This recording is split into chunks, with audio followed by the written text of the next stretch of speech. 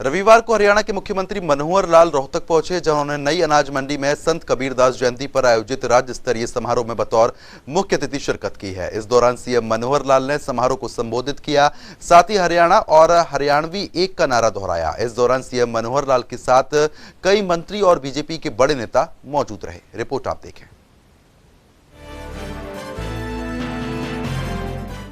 संत कबीरदास की जयंती के मौके पर रोहतक में राज्य स्तरीय कार्यक्रम का आयोजन किया गया। इस कार्यक्रम में हरियाणा के सीएम मनोहर लाल ने बतौर मुख्य अतिथि शिरकत की। कार्यक्रम में हरियाणा कृषि मंत्री जेपी दलाल, सहकारिता मंत्री डॉक्टर बनवारी लाल, कैबिनेट मंत्री कमल गुप्ता, नवनिर्वाचित राज्यसभा सांसद कृष्णलाल पवार के साथ बीजेपी के कई दिग्गज नेताओं ने शिरकत की। समारोह में जाने माने कलाकार और पद्मश्री से सम्मानित प्रहलाद सिंह टापनिया ने भजन प्रस्तुत किए और कबीर बाणी और दोहों की प्रस्तुति दी।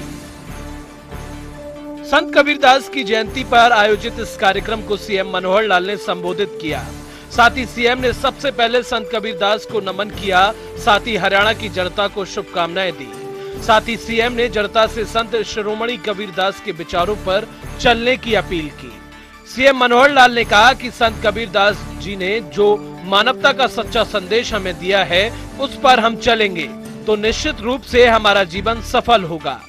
सीएम ने कहा कि कबीरदास जी का सिर्फ नाम ही नहीं है, बल्कि वे एक मानवता की कहानी है।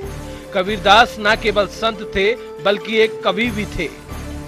मानवता का एक सच्चा संदेश जो संत कबीरदास जी ने हमको दिया है, उसके ऊपर हम चलेंगे तो अपना जीवन निश्चित रूप से सफल होगा।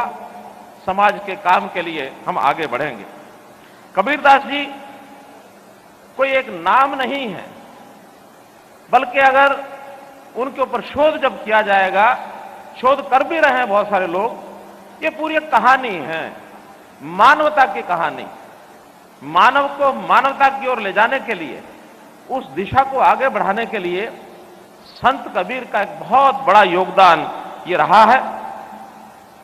वो न केवल एक संत थे, बल्कि कवि थे। सीएम मनोहर लाल ने कहा कि कबीरदास जी पढ़े लिखे नहीं थे और ना ही उन्होंने कभी कागज और लेखनी को छुआ। उनके मन में जो विचार आते थे वो वही बोलते थे और आगे जाकर वो दोहा बन जाते थे। संत कबीरदास ने कभी भी समाज में भेदभाव को स्वीकार नहीं किया। वो हमेशा अपनी बात खरी खरी कहते थे, साथ ही सारे समाज को एक मानते थे और वो एकता के प्रतीक थे। ऐसा कहते हैं कि वो पढ़े हुए लिखे नहीं थे, कभी उन्होंने कागज को नहीं छुआ, कभी उन्होंने लेखनी को नहीं छुआ। मन में जो विचार स्फूर्त होते थे उसी प्रकार से बोलते थे, वही दोहे आगे जाके प्रचलित होते थे। उनकी जो सीख है, उन्होंने कभी भी समाज के अंदर भेदभाव को नहीं स्वीकारा। सारा समाज एक है और अपनी बात को बहुत खरी खरी भी कहते थे, कोई संकोच नहीं करते थे, निडरता से अपनी बात कहते थे। कभी ये चिंता नहीं होती थी कि कोई नाराज होगा। सारा समाज एक है, एकता के वो प्रतीक थे। सीएम मनोहर लाल ने कहा कि संत कबीरदास जी की बात आज भी लागू होती है और समाज को कबीरदास जी के मार्गदर्शन पर चलना चाहिए, क्योंकि संत कबीरदास कभी भी मनुष्य की पहचान जाति से नहीं करते थे और आज हमारी सरकार भी कबीरदास जी के ही मार्गदर्शनों पर चलने की कोशिश कर रही है, क्योंकि हमारी सरकार नौकरियों में भेदभाव नहीं कर रही, बल्कि काबिलियत के आधार पर नौकरी दे रही है। इसी का परिणाम है कि आज गरीबों के बच्चे भी अच्छे अच्छे पदों पर जा रहे हैं। ये बात आज भी हमको समझनी चाहिए। आज भी जिस प्रकार का समाज है, उनकी बहुत सी बातें आज भी लागू होती हैं। इसलिए हमको ये सब चीजें उनसे सीखनी चाहिए। कभी वो यानी किसी को पहचान जो है जाति से नहीं करते थे। आज जब सरकार के काम में हमको जब नौकरियों की बात आती है कि इसको नौकरी दे दो, उसको नौकरी दे दो, हम कहते हैं कि भाई इसको और उसको नहीं, जिस व्यक्ति की योग्यता है वो व्यक्ति नौकरी लेगा। हम देने वाले कौन है? योग्यता के आधार पर नौकरी लेकर के जाएगा। और आज समाज में गरीब परिवारों के ऐसे बच्चे जिनको पहले योग्यता होने के बाद भी कोई पूछता नहीं था, वो रह जाते थे, क्योंकि ना उनके पास पर्ची थी, ना खर्ची थी और कोई उनको पूछता नहीं था। आज बहुत गरीब परिवारों के भी बालक अच्छे अच्छे ऑफिसर बने हैं, अच्छे अच्छे पदों पर जाकर काम कर रहे हैं और उसका समाज को बहुत बड़ा एक लाभ ये होने वाला है। सीएम मनोहर लाल ने लोगों से अपील करते हुए कहा कि यदि हम हरियाणा में जाति पाति की राजनीति को छोड़ देंगे तो समाज का उपकार होगा और इंसान की पहचान करके आगे बढ़ेंगे तो कबीरदास जी के विचार हमारे मन में जाएंगे, जिससे समाज का भला होगा। क्योंकि संत कबीरदास हमेशा सत्यता के पक्षधर रहे हैं। क्योंकि मोक्ष की प्राप्ति के लिए कई लोग परिवार को छोड़कर जंगलों में भटकते थे, लेकिन संत कबीरदास कहते थे कि संसार में रहकर भी आप मोक्ष की प्राप्ति कर सकते हैं। हरियाणा में यदि हम इस जाति पाति की राजनीति को खत्म कर सके, तोड़ सके, तो बहुत बड़ा एक समाज के प्रति एक उपकार होगा। आज भी राजनीति में जाति पाति को लेकर चलने वाले लोग ये हमारा नुकसान कर रहे हैं, लाभ नहीं कर रहे हैं। इसलिए इससे ऊपर उठना, ये पहचान करके कि कौन व्यक्ति योग्य है, कौन व्यक्ति कितना काम करने वाला है, यदि उस आधार पर आगे बढ़ेंगे तो निश्चित रूप से कबीर जी की शिक्षा, उनका जो विचार ये हमारे मन में जाएगा। कबीर जी हमेशा सत्यता के पक्षधर थे, सदाचार के पक्षधर थे, बहुत सरल, सहज, सहिष्णु, विनम्रता का प्रतीक, ऐसा उनका जीवन था। कभी किसी से मन में कोई द्वेष भावना ये कभी नहीं रखते थे। मोक्ष की कल्पना करने के लिए कई लोग घर परिवार छोड़ करके जंगलों में भटकते हैं।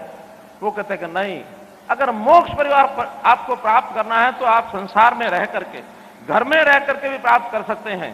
सत्कर्म करते जाओ, आपको मोक्ष मिलेगा, ये उनका विचार था। वहीं सीएम मनोहर लाल ने समारोह को संबोधित करते हुए हरियाणा एक हरियाणवी एक का नारा दोहराया। साथ ही कहा, हम सभी लोग एक दूसरे को एक जैसा माने तो निश्चित रूप से हरियाणा का भला हो जाएगा। क्योंकि सरकारी संसाधनों पर गरीबों और पिछड़ों का अधिकार सबसे पहले होना चाहिए, ताकि उन्हें भी मुख्य धारा में लाया जा सके। इसके लिए हरियाणा सरकार विशेष योजनाएं भी बना रही है और पंक्ति के लास्ट में खड़े व्यक्ति का भला सोच रही है। हमारे मन में विचार जब उठा चुनाव लड़ते समय, मैंने उस समय एक नारा दिया था, हरियाणा एक, हरियाणवी एक। हम सब हरियाणा के लोग, हम एकता के प्रतीक में बंध जाएं, सब हरियाणा को एक जैसा माने तो निश्चित रूप से हरियाणा का भला हो जाएगा, निश्चित रूप से भला हो जाएगा। इसलिए हम सब लोगों को आगे रहना है। तो इसलिए मित्रों, हम लोग समाज के सब वर्गों को, हाँ, ये निश्चित रूप से हम थोड़ा अंतर करते हैं कि जो समाज गरीब है, पीड़ित है, जरूरतमंद है, अगर सरकारी संसाधनों पर सबसे पहले अधिकार है तो वो इस समाज का है जो किसी कारण से पीछे रह गया। और उसमें हमारा जो गरीब समाज है, इसका अधिकार सबसे पहले है। विशेष योजनाएं भी हम बनाते हैं तो सामाजिक न्याय की दृष्टि से जो व्यक्ति सबसे आखिर में खड़ा है, उस व्यक्ति को पहले लाभ मिलना चाहिए। ये हमारी नीति है, ये हमारे सिद्धांत है, ये हमारा व्यवहार है। वहीं सीएम मनोहर लाल ने परिवार पहचान योजना के फायदे बताए। साथ ही कहा कि समाज की आर्थिक दशा को देखते हुए उनके भले के लिए सरकार लगातार योजनाएं ला रही है ताकि उनका भला हो सके। सीएम ने कहा कि परिवार पहचान से सरकार को सभी तरह की जानकारी मिल जाती है, जिससे कि लोगों को योजनाओं का लाभ लेने के लिए इधर उधर नहीं भटकना पड़ता, बल्कि सरकार खुद लोगों को सभी योजनाओं का लाभ घर बैठे देती है। इसके लिए हरियाणा सरकार में जो पॉलिसीज बनाई है उस पर काम करना शुरू कर दिया है। हमने कहा कि हर परिवार का एक डाटा बनाएंगे, परिवार पहचान पत्र, परिवार में कितने सदस्य हैं, क्या काम करते हैं, कितने पढ़ते हैं और उनको किस चीज की जरूरत है। बीमार है तो उसका इलाज के लिए योजना बनाएंगे, रोजगार चाहिए तो रोजगार की योजना बनाएंगे, शिक्षा की जरूरत है शिक्षा की योजना बनाएंगे। तो इसलिए ये जो सारी योजनाएं ये ऐसे संतों महापुरुषों की बात में से निकलते हैं। हमने जो परिवार पहचान पत्र बनाया उस आधार के ऊपर बहुत सी ऐसी योजनाएं बनाई हैं और उस योजनाओं में से मैं आज ही प्रातःकाल डेटा निकाल के देख रहा था तो मुझे जानकारी मिली कि अपने यहाँ कबीर पंथी समाज, धानक समाज, जुलाहा समाज, इसकी कुल जो जानकारी हमें मिली है, प्रदेश में 1,42,000 परिवार है। 1,42,000 परिवार, उसका डाटा मैं लेके आया हूं। कितने शिक्षा के हिसाब से कहां-कहां है, आयु के हिसाब से कहां-कहां है, रोजगार के हिसाब से कहां-कहां है, और कुल मेंबर हैं 5,91,000। हमारे इस समाज के 5,91,000 हैं। और जब मैंने देखा कि इसमें विद्यार्थी कितने हैं, मुझे बहुत खुशी हुई ये जान करके कि 1/3 आबादी इसमें विद्यार्थी है। कोविड के दिनों में ऑनलाइन शिक्षा प्राप्त नहीं कर रहे थे, उन सब बच्चों को हमने टेबलेट 5 लाख टेबलेट बांटे हैं, ताकि गरीबी होने के कारण से भी उन बच्चों को ये 15,000 रुपए का जो साधन है वो उनको मिल जाए, और उसके कारण से उनकी पढ़ाई, उनकी शिक्षा बहुत अच्छी होगी। सीएम ने कहा, अनुसूचित जाति के बच्चों को हरियाणा सरकार उच्च स्तर पर शिक्षा में भी आरक्षण दे रही है। इसके साथ जो बच्चे पढ़ाई में होशियार हैं, उन्हें भी हम अलग से छात्रवृत्ति दे रहे हैं। इसके साथ ही प्रधानमंत्री गरीब कल्याण योजना के तहत सभी गरीब परिवारों को 5 किलो राशन प्रति व्यक्ति मुफ्त में दिया गया, ताकि कोविड का दुष्प्रभाव न पड़े। बच्चों की जो छात्रवृत्ति है उसका हम लाभ ले रहे हैं। उच्चतर शिक्षा, पहले इसमें आरक्षण नहीं मिलता था, अब उसमें भी हमने आरक्षण की व्यवस्था की है कि अनुसूचित जाति बच्चों के परिवारों को, जैसे एमबीबीएस और एमडी, इनमें भी आरक्षण मिलेगा, और उच्च शिक्षा में कहीं पढ़ेंगे तब भी आरक्षण का लाभ उसमें मिलेगा। हमने 12वीं कक्षा तक जो लेखन सामग्री, पुस्तकें, वर्दी, ये सब दी है। डॉक्टर अंबेडकर मेधावी छात्रवृत्ति योजना, जो बच्चे पढ़ाई में होशियार हैं उनको अलग से ये छात्रवृत्ति मिलती है। इसी प्रकार प्रधानमंत्री जी ने प्रधानमंत्री गरीब कल्याण अन्न योजना जो ये चलाई अभी कोविड के दिनों में, हर परिवार को जितना राशन उसके कार्ड पर मिलता है, उसके अलावा 5 किलो प्रति व्यक्ति लगातार साल भर ये राशन परिवारों को दिया, ताकि किसी भी कारण से कोविड का जो दुष्प्रभाव है ये नहीं पड़ना चाहिए। इसके साथ ही सीएम मनोहर लाल ने रोहतक में बड़ा ऐलान किया। साथ ही कहा कि चंडीगढ़ स्थित सीएम आवास का नाम अब संत कबीर कुटीर होगा। इसके साथ मध्य प्रदेश के किसी भी विश्वविद्यालय का नाम भी जल्द ही संत कबीरदास के नाम से रखा जाएगा।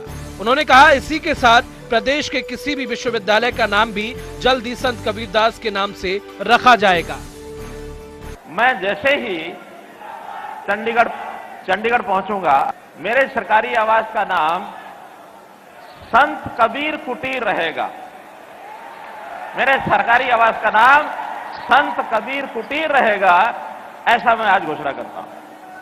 बाकी यूनिवर्सिटी के या किसी और का एक नाम हम रखेंगे, वो हमने आपको बता दिया। हरियाणा के किसी भी स्वास्थ्य महाविद्यालय, विश्वविद्यालय, उसका जो स्थान है उसको संत कबीर के नाम से पुकारा जाएगा। किसी एक संस्थान का विचार हम करके संत कबीर के नाम से उस संस्थान का नाम रखा जाएगा। सीएम मनोहर लाल ने पिछले 7 सालों में सरकार ने किए विकास कार्यों की जानकारी दी। इसके साथ ही लोगों से सामाजिक शिक्षा के साथ साथ एकजुट रहने की भी अपील की, ताकि हरियाणा का विकास हो सके। ब्यूरो रिपोर्ट, जनता टीवी।